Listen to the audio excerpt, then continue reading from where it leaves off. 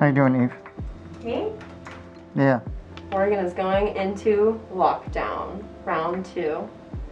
So Mirai is going remote, round 2. It's pretty exciting. Lots of scheduling and organizing, making sure everybody's safe, getting people set up to work from home, organizing some international stuff that's soon to come, but I can't give you all the details.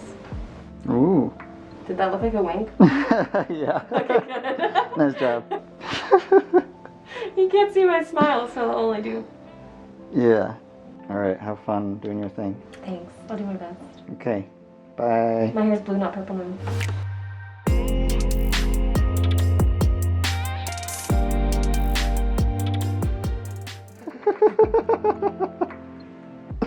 Everybody wants a Kaufman. Everybody wants a coffin. It's a Mirai t-shirt. May the Kaufman be with you. Mm-hmm. And I'll sit with you. Anna, you're framed by Jameson and this plant here. That's appropriate. You like it? Yeah, I've yet to use the Jameson in my coffee today, but it might happen later. There's still time. Yeah, it pairs great with the espresso we have here, so. Sponsor. Yeah. On the opposite side here, I thought this was a little bit more welcoming and a little bit more natural. These pieces over here give me some strength and stability. This piece here, a little bit. And when you come over here, what you start to notice is that it is more pronounced through this section right here.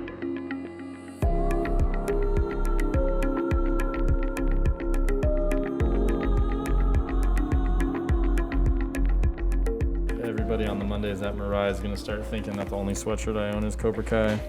Yes. Sponsor. And they're not wrong. Should we go for a walk? Sure. Mondays at Mirai, we've got students in the house. Been buried behind a mask. I don't mind it. It's what we have to do to have students. In fact, I like it. I like having students here. The energy is good. But it is a gloomy, soupy stew of grayness here. With lots of water. We had a tree blow off the bench over the weekend. One of my favorite junipers, the whole apex broke off. Makes me so mad. I knew to tie it down. I've looked at it, it hasn't blown off over. I have a link to a Mirai video that you could watch about tie-down strategy if you'd like to. I should have checked that out. I needed to visit my own library. Anyways, that's for all you out there to recognize that it happens to the best of us. I'm not proud of it. It's gonna hurt for forever, but that's my reminder that when you think to do something in bonsai, you better freaking do it, because it will eventually bite you. All the trees are turning winter color, and we should go check that out. So let's go take a look.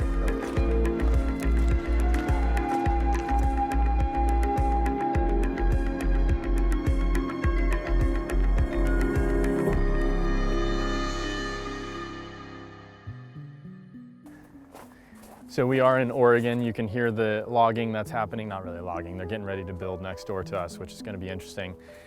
I think the bald cypress, over the course of time, bald cypress in the fall has become my #1. Which is odd, because you never hear people be like, oh, bald cypress in the fall, so beautiful. But look at this like wonderful apricot, kind of illuminated, opaque wonder. And look how perky the needles are, whether you want to call it pond cypress or bald cypress, doesn't matter to me. Even when you talk about junipers, most people don't think that junipers turn a fall color, but junipers are very, very pronounced in their coloration. And in fact, Rockies and Sierras and Californias and Utahs turn color, but even Shimpaku, the Shimpaku from Japan, has some really, really beautiful, I mean, you almost see, and this one's in mid-transition right now, so you see like that purplish color starting to come out. I love this. I love this aspect of bonsai culture, where we get the seasons happening within the material itself. And even conifers, which everybody says, oh, conifers don't really matter. Conifers matter. And we've been playing a little bit, the Dawn Redwood, turning its colors. Some of the more alpine versions, the spruce, the hemlocks, the firs, they don't. This is the tree that fell off. Oh, this beautiful apex. It exists on the gallery at Mirai. Check it out if you want. This apical line was like the best apical line of any juniper in this sort of smaller range. Pot was unscathed, deadwood was unscathed, trunk took the hit. This can be the new apex, but we lose all the deadwood live vein interaction. It was like so perfect too. It was so refined. It's gonna take me a while to get over that one. It's gonna take me a while. By the way, this tree is actually on sale. Yeah, right. Hey, hot item for sale here. Beautiful Rocky Mountain juniper.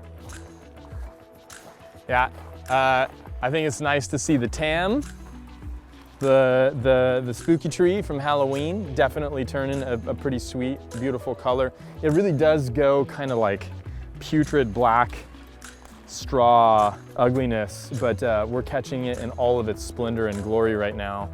And this tree has continued to evolve. Everybody always asks what happens to these trees after the streams. Yeah, so here's another shimpaku and also another stream tree, the forest on the stone, and you can see kind of that like orangey purple coming out, which is also being accentuated by the barberry behind it. But really, really beautiful, really interesting. Look at how much the live vein is swollen on this. It's not quite ready for a prune, and I'm gonna leave the foliage mass on it because I want to further reduce the live vein and bring out more deadwood. So the more that it grows, the more layers of texture I get on the deadwood. But next year it'll definitely have to be pruned, and we'll do that on the live stream because that'll be a good one. Yeah. The big senator's turning, but this is one from the live stream earlier this spring on the big Jan Kulik. And then we ended up going with the quartz in. We're getting ready to shoot this in the studio, so this will be exciting.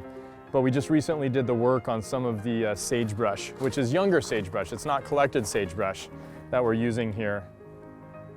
And that's really nice. Really nice to be working with sagebrush, which obviously is authentic to the region of the tree, all the stuff that we do. But I really like this. We had a massive bird attack, like right when the fires were happening, birds, like 3, 4, because the smoke was so thick, they just settled in the garden and they tore every bit of moss off of every tree, and they attacked these stone plantings. So Troy and I had to re-piece together all the stone plantings. 2020, time to go, time to go.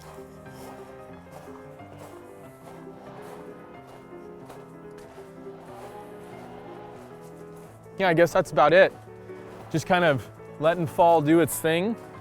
We're gonna keep on crushing on all the work that we have. Pines at the moment, last pine class this weekend, end of week into week. And then once students are safely delivered back to their homes with expanded bonsai knowledge, we'll keep making trees. We got a lot of juniper work to do this winter, and the greenhouse is gonna be very full, but I'm looking forward to it. I feel reinvigorated after the bristlecones. I was in the bristlecones this past weekend. It was amazing. And I'm carrying a lot of that influence into the work I'm doing right now, which is really exciting and really fun. And yeah, we'll just keep on being Mirai. You guys have a great rest of the week, and we'll check you next time. Peace out.